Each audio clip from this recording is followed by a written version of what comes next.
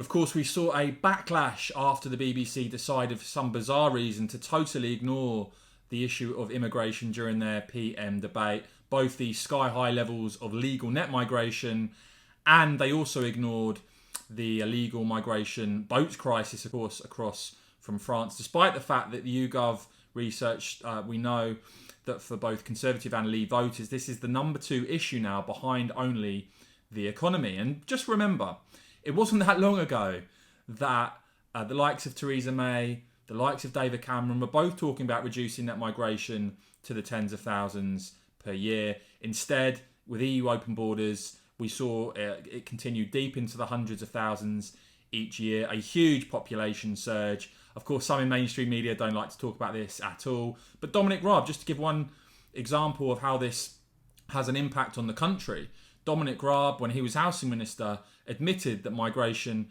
had put up house prices by about 20% over the past 20 years. Well, voters have had their say now because Migration Watch, Delta Poll, have done a survey on this, interviewing 1,500 British adults between the 14th and 19th of this month. And the results are very clear. And let's hope Liz Truss and Rishi Sunak actually look at this research, because it shows very clearly 60% of the public want to see a reduction to the levels of migration, 34% saying they want it reduced by a lot.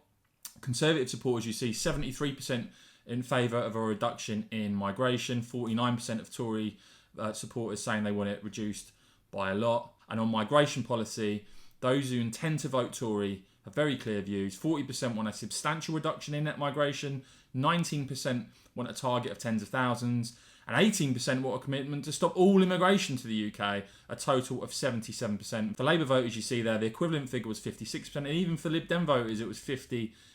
Now, commenting on this research, Alp Mehmet, chairman of Migration Watch UK, saying both leadership candidates are focusing on asylum, which is only a small part of the wider immigration issue.